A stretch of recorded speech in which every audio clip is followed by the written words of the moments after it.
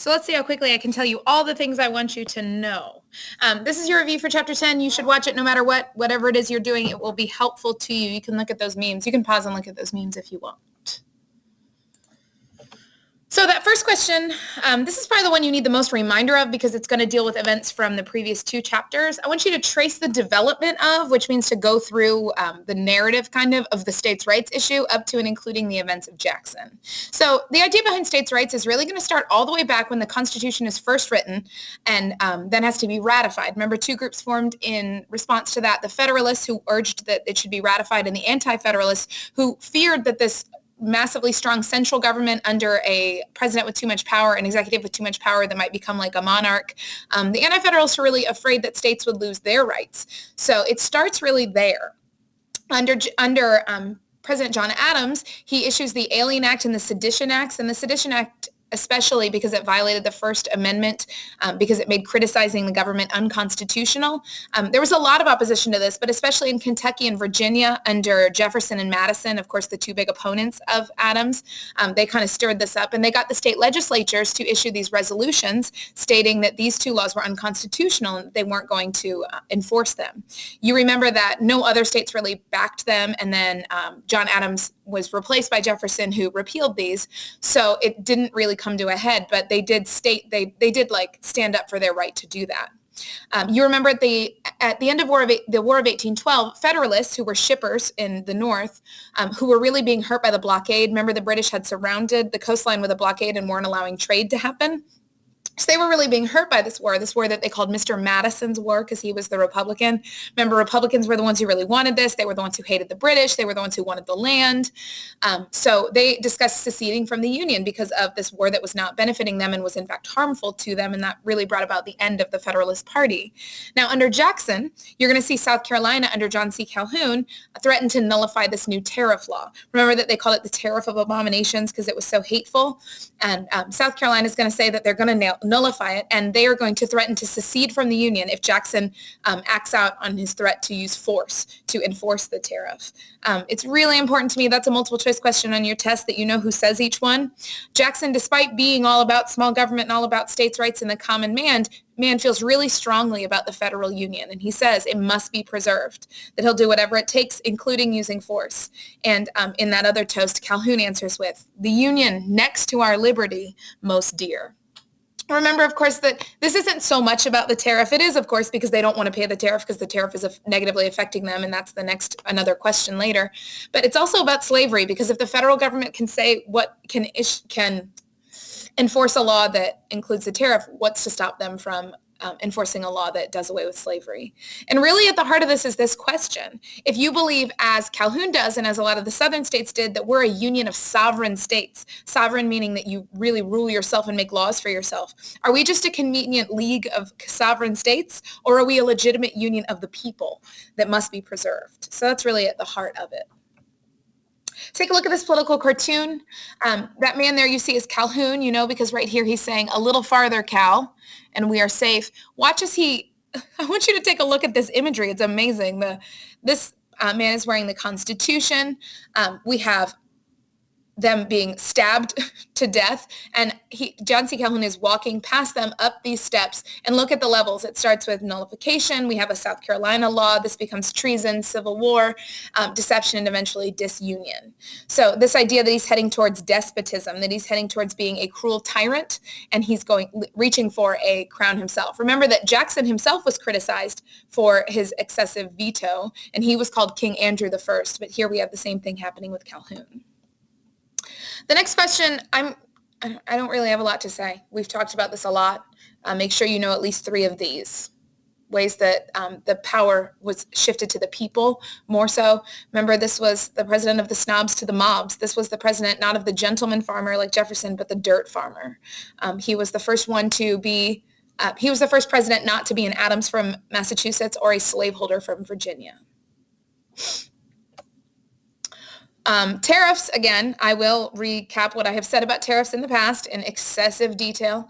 You're going to have to explain how a tariff works. So you're going to start by saying, and you're going to explain why it's a protective tariff. You're going to start by saying that you have 2 options. You can buy your goods from foreign countries like the British, or you can buy your goods from domestic manufacturers like the Americans, but that the British are going to often manage to make them cheaper because they're more efficient at it. This is that other one that doesn't show up. But remember, the British are going to be more efficient and they're just better at it. They've been manufacturing longer. So people are going to tend to buy from Britain. But if you add a tariff or an import tax or an import duty, that's going to make the British cloth more expensive and is going to inspire us to buy the American-made cloth. It's important to me that you understand that this is actually going to end up raising prices because whereas in our other example, the British cloth is cheaper, now the British cloth is more expensive, so I'm going to have to end up paying more. Just remember, the North are the manufacturers.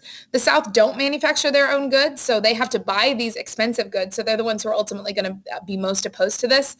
The West does benefit somewhat because the tariff revenues, because remember, some people will still buy foreign. Some people will still pay that tariff, which means that there will still be revenues for the government. It's going to benefit the West because remember that they're in need of these public works projects, this road and infrastructure.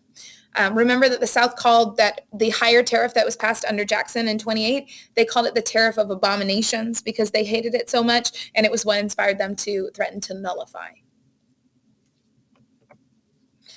As far as the spoil system goes, I want you to know the origin and tell me the origin of it. The spoils refers to this old quote of "to the victors belong the spoils," or the rewards of war. Finally, I found this image, which was really what I was looking for when I showed you the other one. This is, of course, Jackson. He's kind of in this, I didn't even notice. He's kind of in this iconic pose. You'll see Jackson often on riding his horse. He's often depicted in that way. You can see him here. He is instead riding a pig.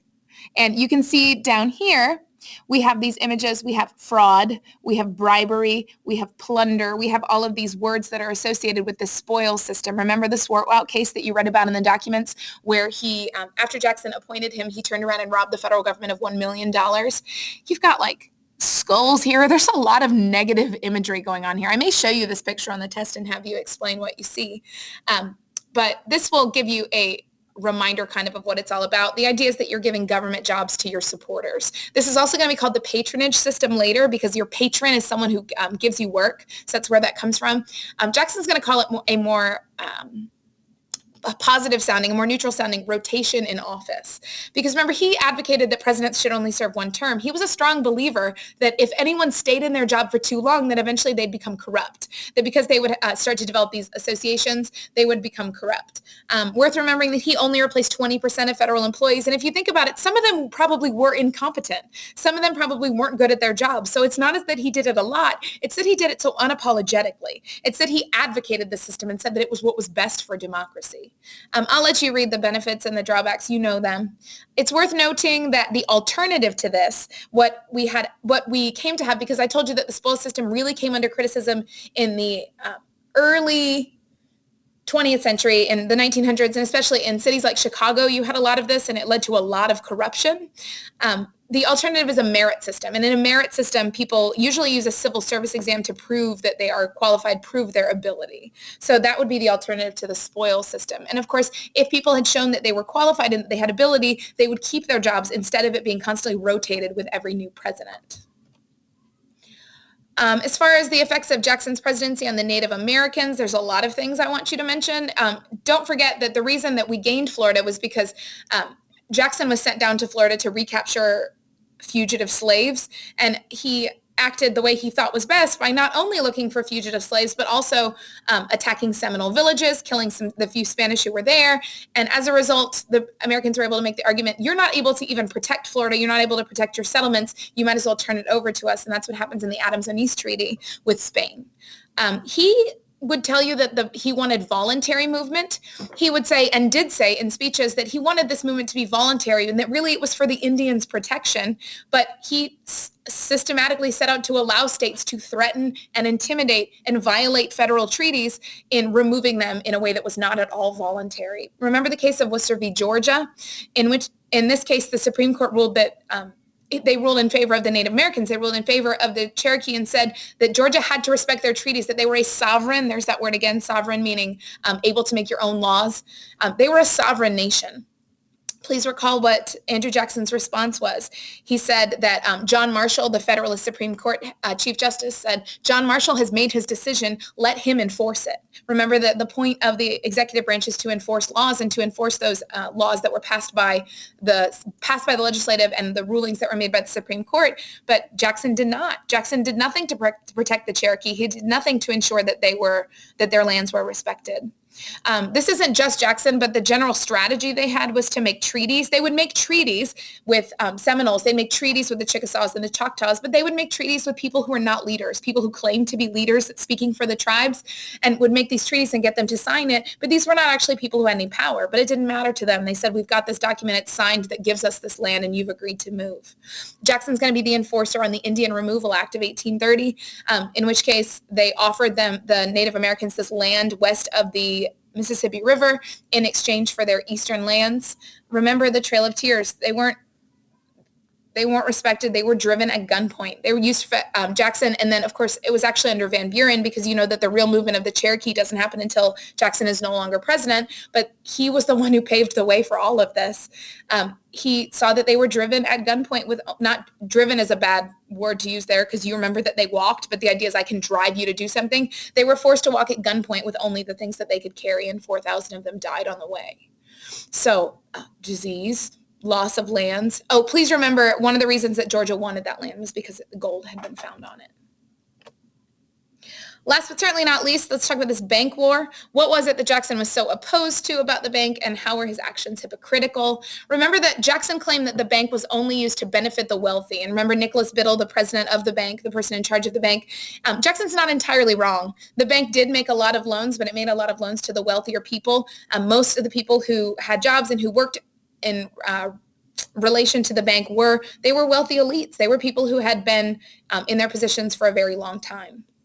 So Jackson decided that he was going to veto what he called the monster. He said, "Remember, the bank is trying to kill me, but I will kill it." He uses his veto and cancels out this law that has been passed by the people's representatives in Congress.